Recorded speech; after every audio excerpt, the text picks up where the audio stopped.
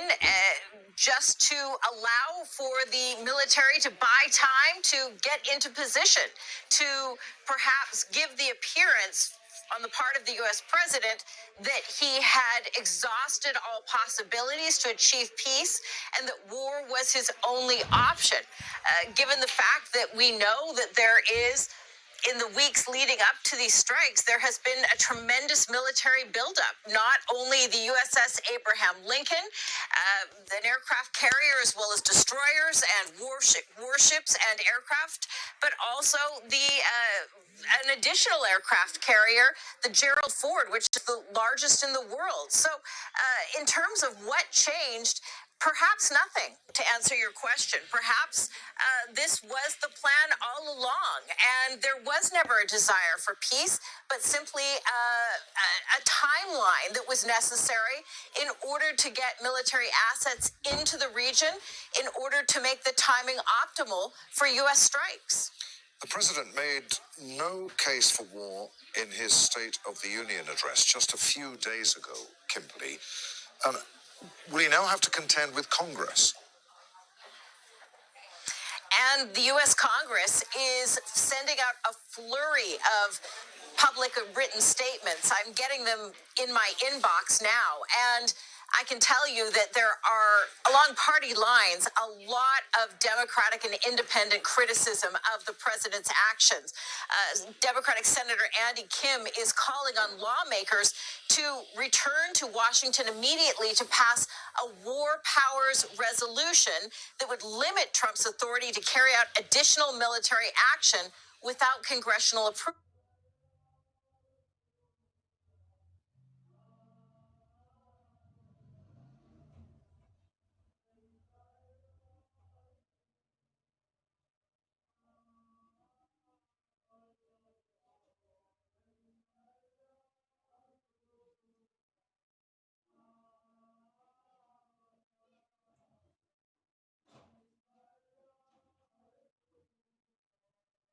Democrats have called this an illegal action.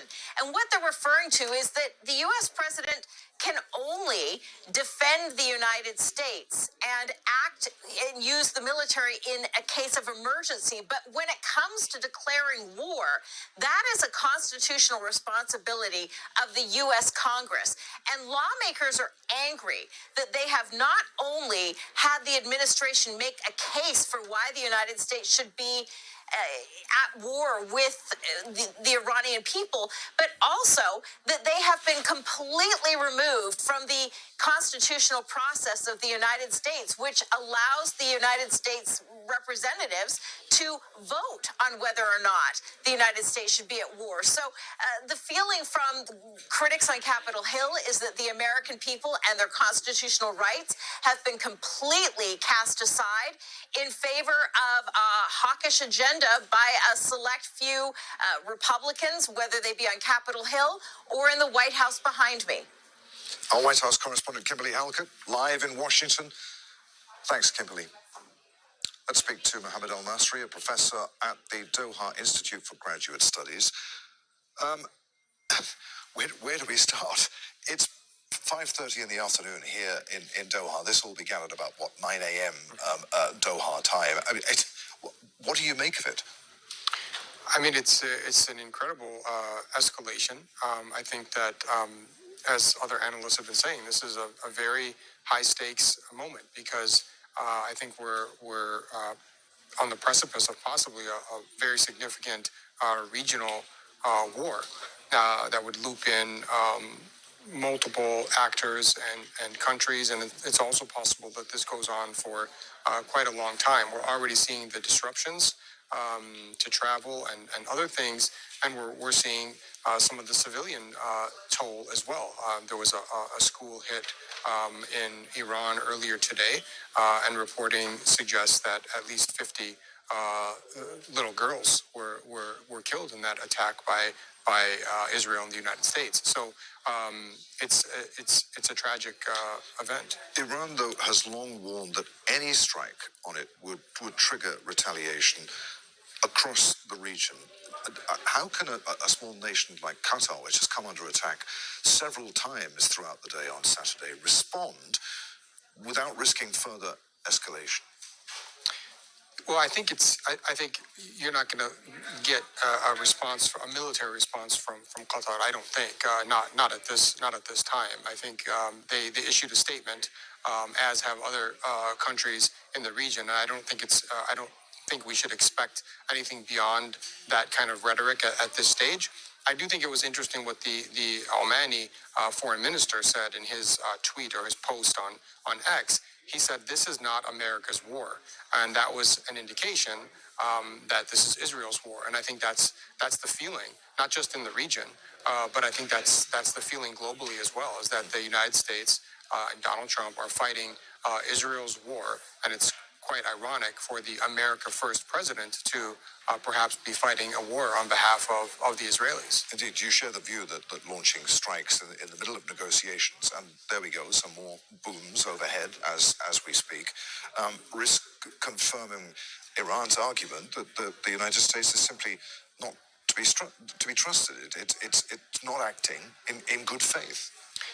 Well, yeah, I mean, I personally believe that the United States should not be trusted. I mean, they attacked in June when they were in the middle of negotiations. They were scheduling another round, and the United States attacked. So, I don't think we need to, hear from Iran on that. I think you could ask any number of international actors, and they would tell you that the United States shouldn't be trusted. But here, and going back to the Omani foreign minister, they've been mediating. He had just reported a breakthrough. And so during a breakthrough in negotiations, the United States decided to attack. And I think that tells us everything that we need to know, that this was on the table. This was sort of premeditated and was going to happen no matter what. You say it was premeditated. Why now? I mean, Iran's nuclear program has existed for decades. And here they were in another round of negotiations. And here, once again, an attack. What changed? Why now? Well, from Israel's perspective, there's no better time than now, except in the past. They've wanted this for decades. Benjamin Netanyahu has been lobbying for war with Iran, regime change specifically in Iran, not since October of 2023 or for years, but literally for decades. This is about Israel's hegemonic position in the region. They want to be able to carry out their expansionist agenda without any resistance, without any sort of hindrances. And Iran and some of its proxies in the region represent a kind of threat to Israel. And so they've wanted to do this for quite a long time. How far are the U.S. and Israel prepared to go? Do you share the view that we've heard several times today that this is likely to escalate and continue? Yeah, I think this is really poorly calculated by the Trump administration, because I think they're really setting themselves up for either failure or a very protracted conflict. There's no quick route to regime change. As other analysts have been noting, the Iranian structure has been largely decentralized over the last several months and even a few years. And so they're really prepared to, I think, withstand an attack like this, even if it is prolonged. And so short of, putting boots on the ground, which I think is very unlikely, I just don't see a path toward regime change. And if that's not the case, and if Iran doesn't surrender, which is also unlikely, then I think this is going to be a prolonged conflict. Good to talk to you, Professor. Many thanks indeed for being with us. Mohammed Al-Masri there. Saudi Arabia has confirmed that it was also targeted by Iran. The government has released a statement. It says that the kingdom rejects and condemns in the strongest terms the blatant and cowardly Iranian attacks that targeted the Riyadh region and the eastern province and were repelled. It goes on to say the attacks can't be justified under any pretext or in any way, and which came despite the Iranian authorities' knowledge that the kingdom has affirmed that it will not allow its airspace or territory to be used to target Iran. Abdulaziz Al-Ghashyan is a senior non-resident fellow at the Gulf International Forum. He spoke earlier to my colleague Riley Carlson. He says the attacks by Israel and the US mark a new era of volatile uncertainty. It is exactly what the Saudi diplomacy and GCC diplomacy has been trying to avoid for years. Nightmare scenario after nightmare scenario has been manifesting before our very eyes. And this is why, unfortunately, the diplomacy has been invested in so much to avoid this. And unfortunately, we have reached this limit. Right now, I think the strikes on Iran, which led to the strikes on these Gulf capitals and these Gulf states, is just simply making sure that, or reminding us that of how insecure we are really in the region.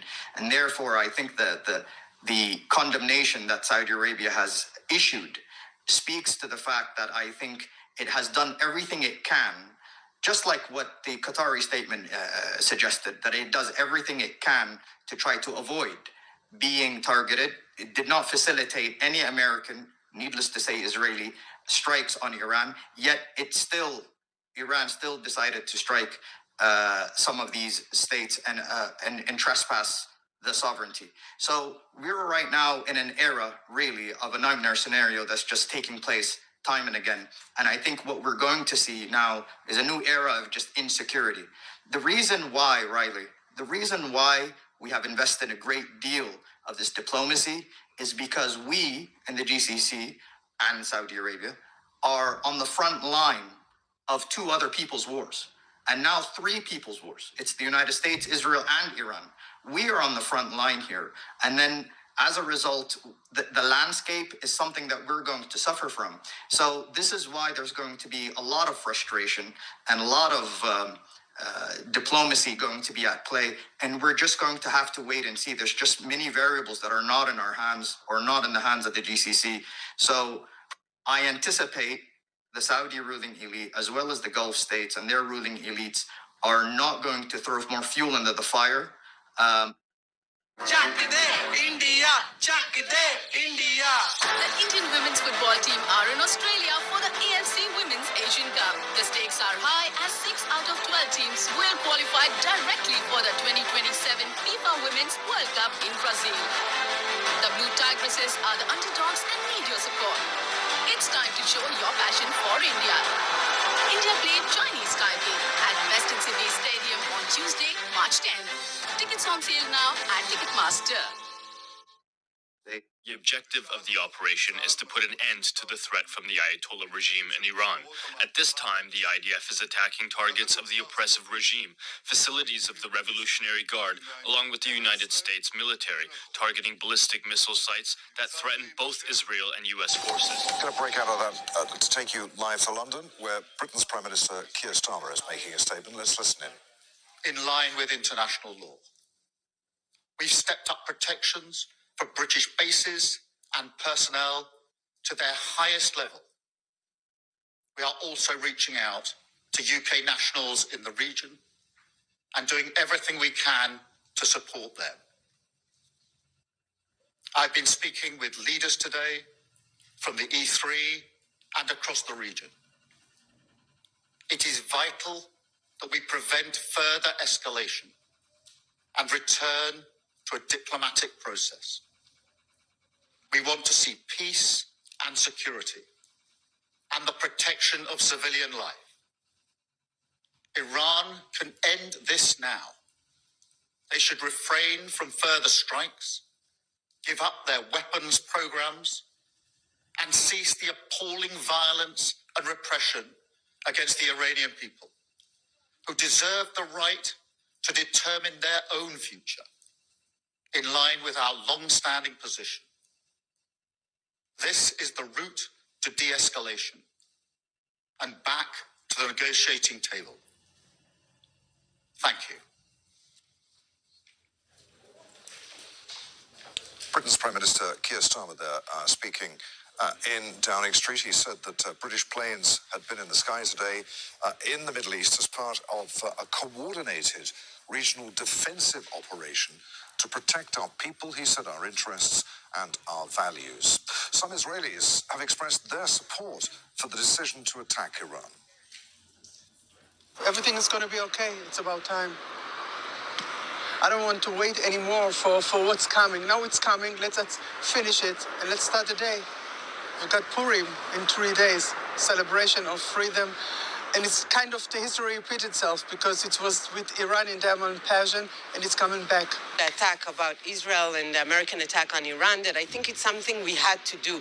We see our enemies trying to get us back into war and to attack and threaten us, and they didn't have enough, and we need to protect ourselves. And I think with the Arab enemies, we noticed, I'm 43, I've knew some wars in my life, that we have to be the first. We have to establish that we are strong, we are not scared, and we are here to protect our land. To say the truth, I'm quite surprised that Israel is the first one to attack.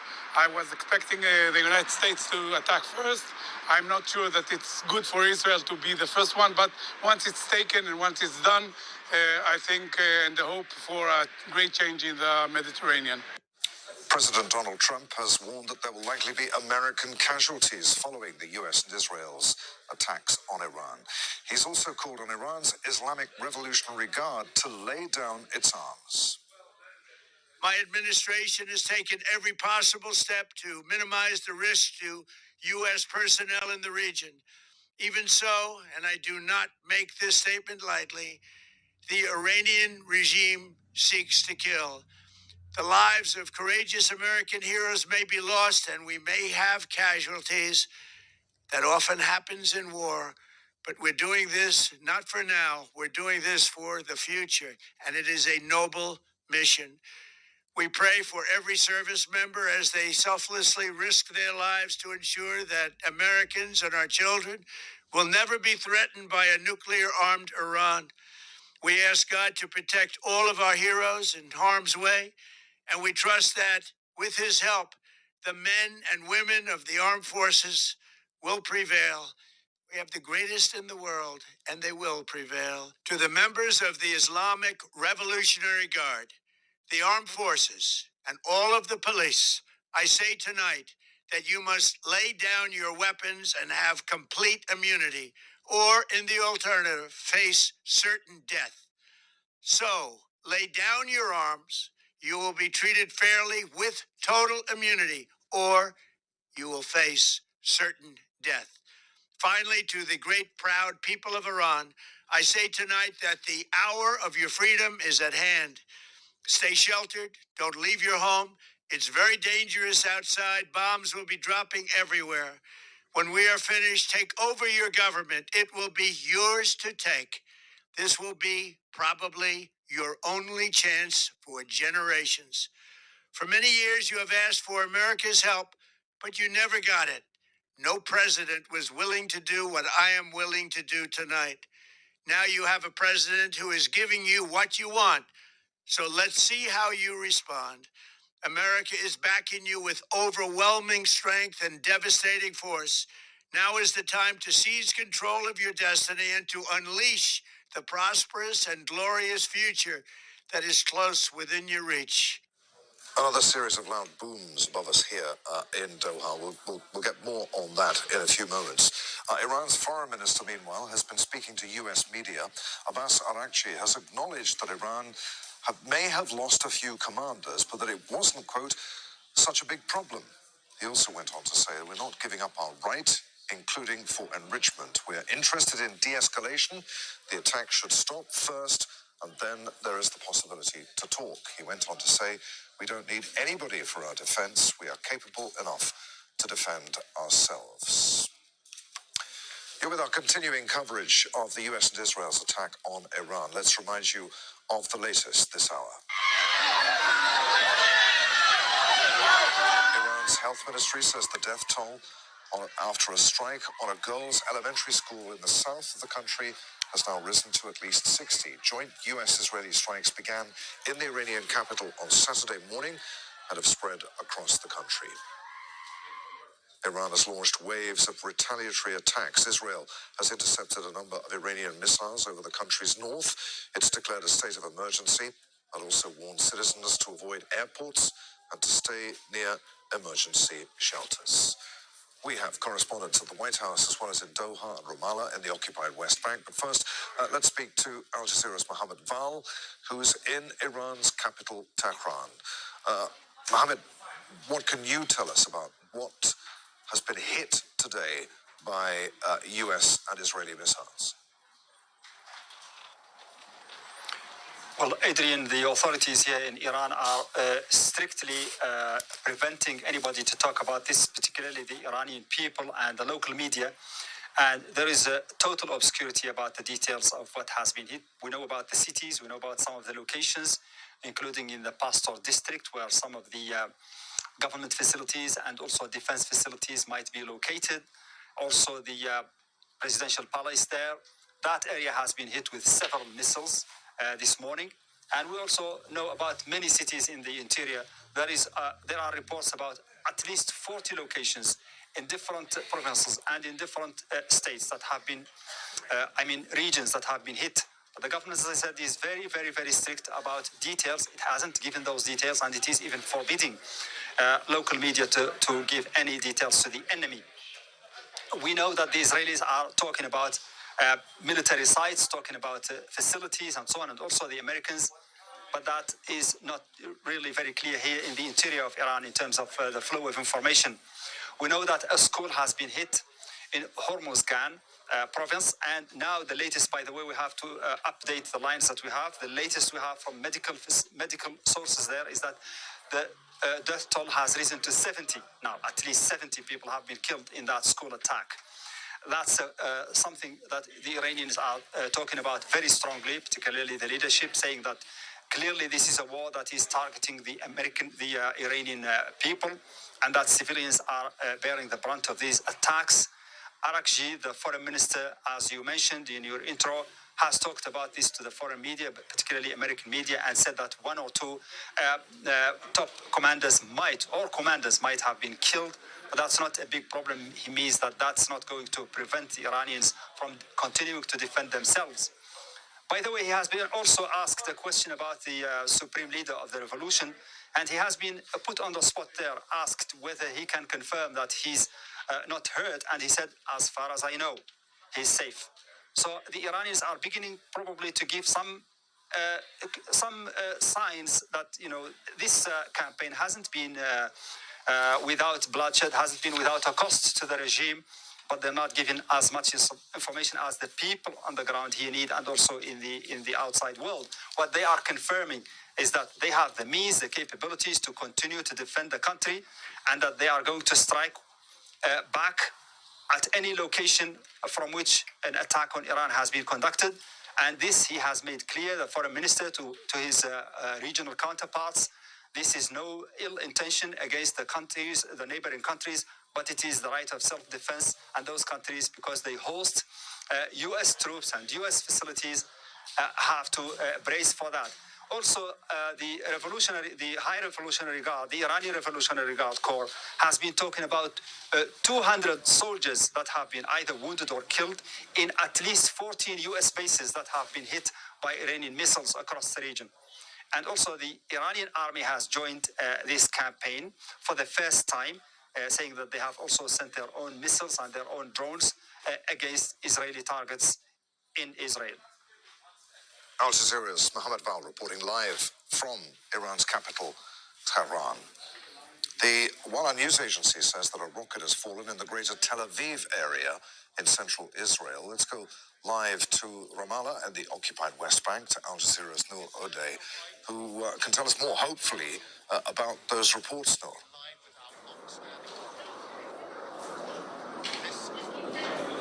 Yeah, well, we're receiving initial reports of at least two areas that have suffered direct impact in the center, in the Gush Dan area, Bani Brak, Ramat Gan.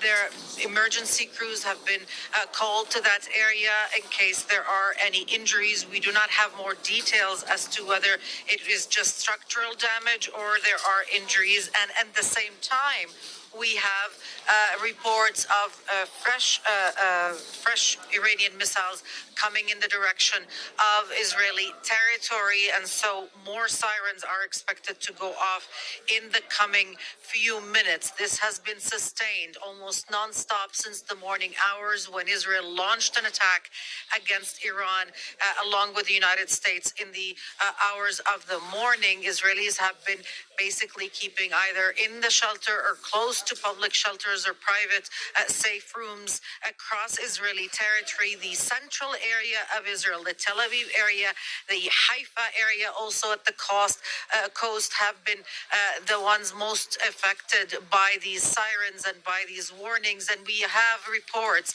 that Israel has suspended gas excavation activities in the coastal area because of the situation. An emergency, of course, has been declared since the morning, and so all activities except those essential have been suspended.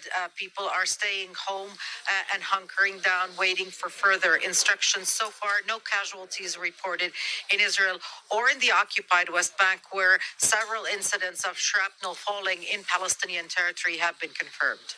Al Jazeera's Noor Day reporting live from Ramallah in the occupied West Bank. Some breaking news. The UN Security Council is due to meet later on Saturday over what's happening today in the Middle East, these US and Israeli attacks on Iran and Iran's retaliation across the region. My colleague Zain Basravi is live for us in Doha. I told you a few moments ago about another series of booms, pretty loud booms, that we were hearing here in the studio, intercepted Iranian missiles. Zain, I was watching you on a monitor outside. You were looking up at the sky. What did you see?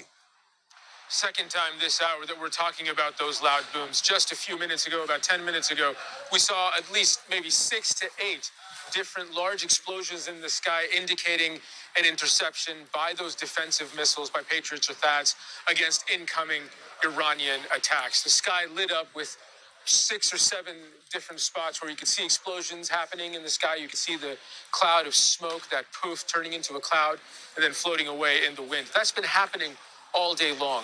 And while we've seen almost every country in the GCC other than Oman come under Iranian attack since this morning, and with renewed explosions this evening in Kuwait and Abu Dhabi also being reported, Doha, Qatar has been the target of, I think it is safe to say, the majority of those strikes happening on neighboring countries in retaliation for Iran coming under attack. That, of course, likely because they are desperate to try to hit Al Udeid Air Base, to try to hit U.S. Central Command headquarters at Al Udeid. We're seeing this consistent barrage every hour, sometimes twice in an hour, and between 3 and 6 different interceptions happening, indicating that those missiles are consistent as they come in from Iran. Al Jazeera's Zain Basravi reporting live from Doha. Let's go back to Washington. Tehran had warned that it would retaliate if the U.S. were to attack Iran. It's described U.S. military across the Middle East as legitimate targets. Now, the U.S. has more than 45,000 troops and civilian personnel stationed across the region, backed by warships, aircraft, and air defense systems. One of the largest deployments is in Kuwait. More than 13,000 servicemen and women are stationed there across 5 bases. For decades, Kuwait has served as a launch pad for U.S. military operations. The largest U.S. military base in the region, though, is at Al Udeid in Qatar. It houses around 10,000 personnel and serves as the headquarters of U.S. Central Command.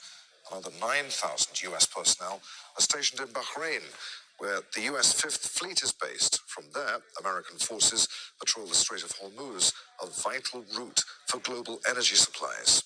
In the UAE, about 3,500 U.S. military personnel are based at Al Dhafra Air Base. The base is focused on surveillance, intelligence gathering, and supporting combat air operations.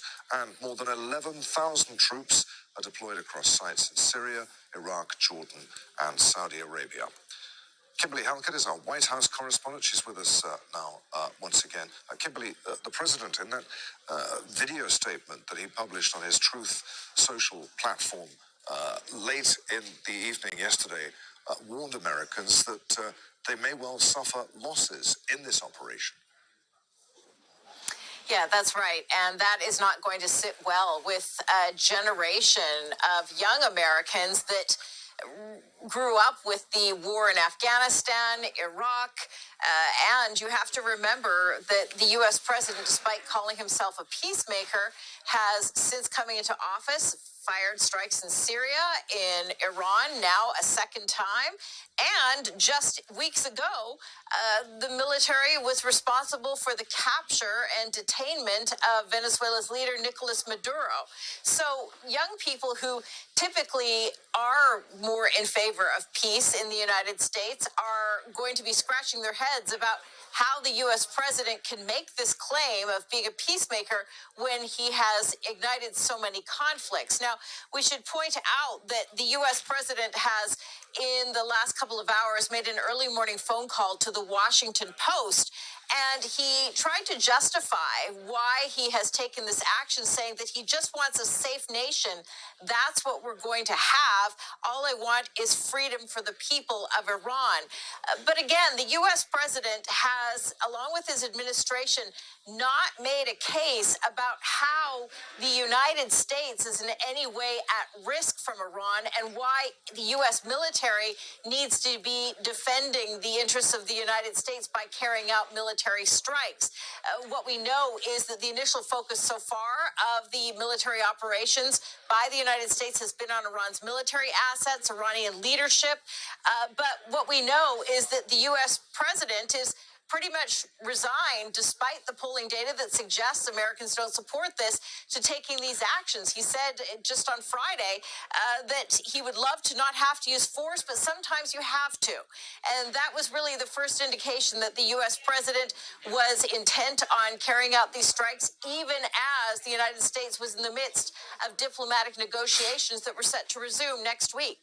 It is the weekend, as we know. Washington empties out over the weekend. The president himself is in Florida. When will the president have to contend with Congress over this? Well, he's already having to contend with Congress. In advance of these military actions, the U.S. president dispatched his really top diplomat, Secretary of State Marco Rubio, to Capitol Hill on Tuesday. He was briefing the so-called Gang of Eight. That's the top 8 leaders in Congress in the Democratic and Republican sides. We know that when this occurred, he also notified them. That's what he has to do in terms of contending with the U.S. Congress. Al Jazeera's White House correspondent Kimberly Halkett live there in Washington. Many thanks, Kimberly. Tawhid Asadi has more now from Tehran on Saturday's attacks. I'm right now in the Iranian capital's downtown. As you can hear, sounds of massive explosion are being heard after initiation of a campaign of strikes by the American and Israelis. Pastor neighborhood, which is one of the most important political areas in Iran, has been for several times targeted alongside with other military areas that are reportedly targeted as well. And that doesn't stop there, as we know that there are other places across the country, other cities that have been also targeted. This is not the first time that Iranians are facing a confrontation, specifically back in June, when the country was in the middle of negotiations and a campaign of strikes by the Americans and Israelis targeted not just nuclear facilities and nuclear scientists and not just the military headquarters, but actually the civilian infrastructures, living fatalities. And right now, as we speak to people, there is a lot of concern regarding the possibility of escalation, not just here in the capital, but also across the country. And now, this is a very critical situation, because what we are hearing from the Iranian side is that there are going to be a crushing response ahead when it comes to actually preparations of the military response from Tehran side.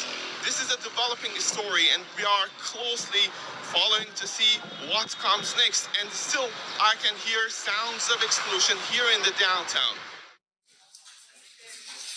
And we'll have much more from Iran's capital live coming up here on Al Jazeera.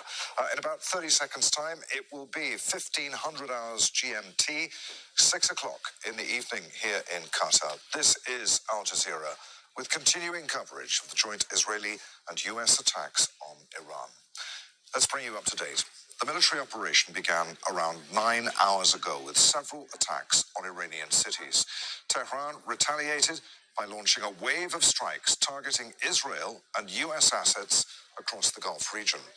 The Israeli military says that it struck dozens of military targets across Iran, warning that attacks will continue as required.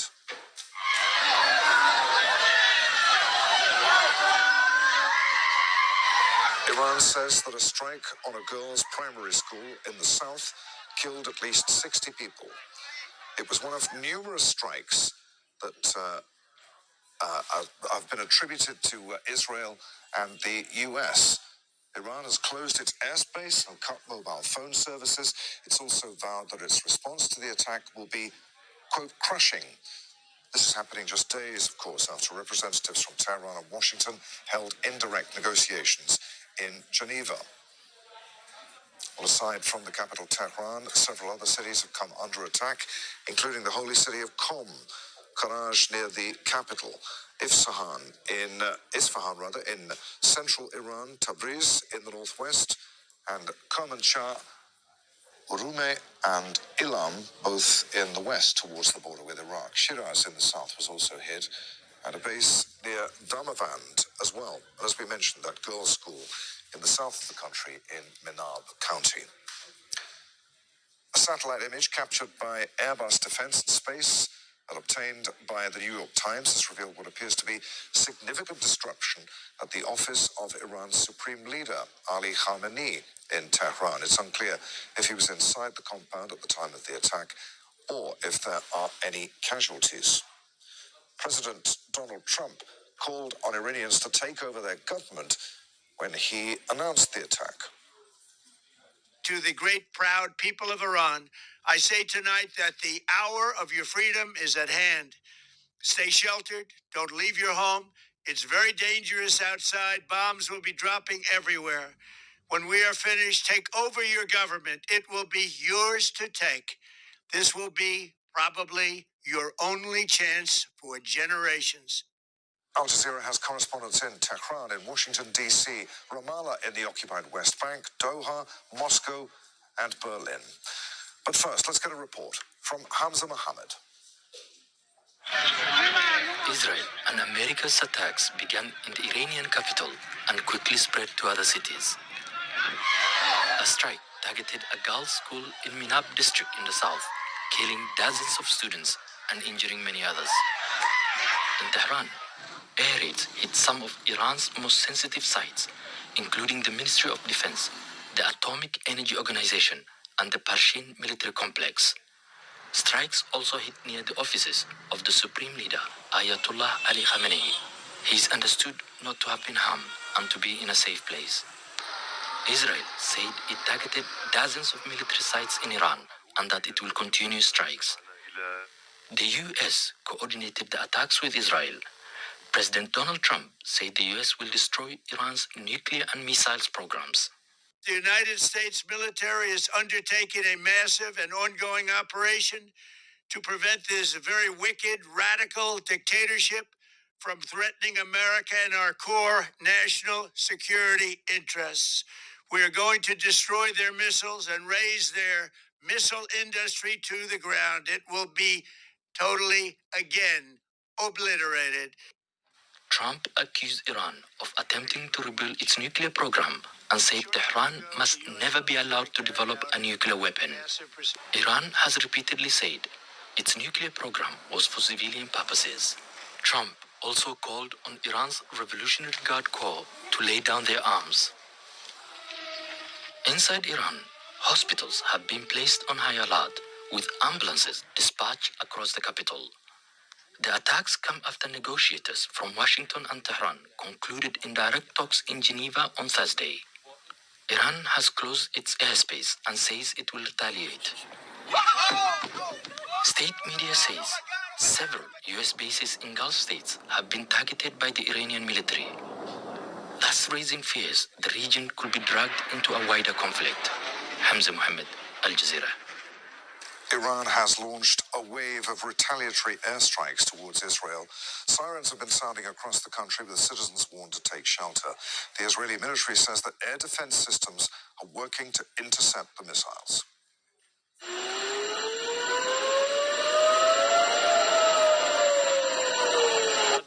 These are images from the city of Haifa in northern Israel, where a number of missiles were intercepted. Some appear to have made impact, as you can see in these images. Israeli Defense Minister Israel Katz has declared a state of emergency across the country, warning the public of Iranian missile and drone attacks.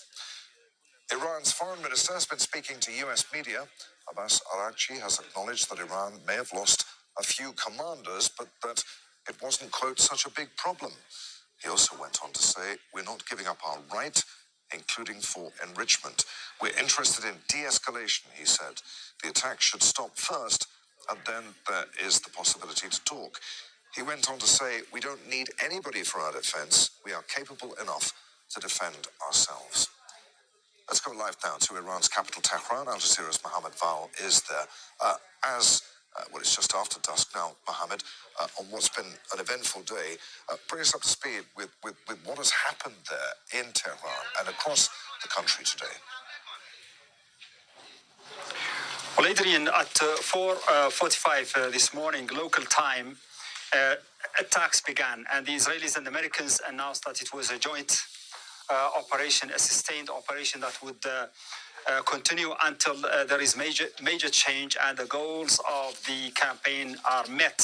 And those are not just the nuclear goals, not just the destruction of the Iranian nuclear program, but also they are talking about regime change, creating the possibility for the people of Iran to rise up and take matters into their own hands. They are talking about a complete destruction of the missile capabilities of Iran. And that's a tall order when we know about the capabilities of the country here and what the country can do in terms of sustaining itself during this campaign. The government here has been reassuring people that this wave of attacks today has failed miserably, that it has failed to kill the top leaders, that it has failed to create the chaos that they needed, the Americans and the Israelis, for the people to rise against the regime. There have been instructions to people to report any suspected activities in the streets, and that there will be very strong measures against any kind of espionage operations or any kind of behavior that might be seen as helping the enemy. So the main message of the government is that ये 5 चीज 20 साल की उम्र से पहले छोड़ दो वरना बर्बाद हो जाओगे। नंबर 1, इस एज में कभी भी नशा मत करना। नंबर 2, लड़कियों के लिए पागल मत बनो। नंबर 3, किसी से पैसे उधार लेकर मत जीना। नंबर 4, कभी भी दिखावे के चक्कर में मत पड़ना। नंबर 5, फालतू की रील्स देखने से अच्छा है सीखो ऐप डाउनलोड कर लो। दोस्त, सीखो ऐप तुम्हें लाइफ में बहुत आगे ले जाएगा। यहाँ सिर्फ सिखाने वाली वीडियोस आते हैं और सीखो पर कोई एड्स नहीं आते। सीखो ऐप पर आप सारे सरकारी कामों को ऑनलाइन करना, इंग्लिश स्पीकिंग बिजनेस करना, शेयर मार्केट इन्वेस्टिंग, यूट्यूबर बनना और भी बहुत सारी स्किल्स सीख सकते हैं। तो अगर तुम भी अपनी जिंदगी में कुछ बनना चाहते हो तो अच्छी चीजें आज ही सीखना शुरू कर दो और उसके लिए सीखो ऐप डाउनलोड कर लो। इंस्टॉल नाउ पे क्लिक करो और अभी सीखो ऐप डाउनलोड करो।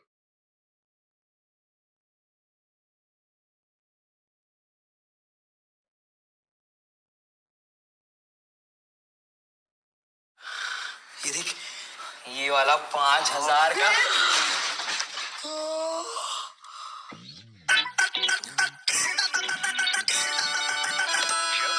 सॉरी यार, हो जाता है, sorry.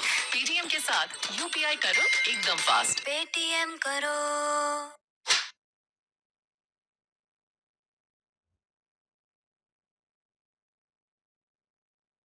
Diplomatic negotiations, which according to the Yemeni foreign minister, peace was within reach after meeting with the Vice President J.D. Vance here in Washington on Friday. And so there are real questions about why the U.S. president took the action overnight Washington time as he did. But I can tell you that many military analysts here in the United States are speculating that peace was never the end game for the U.S. president.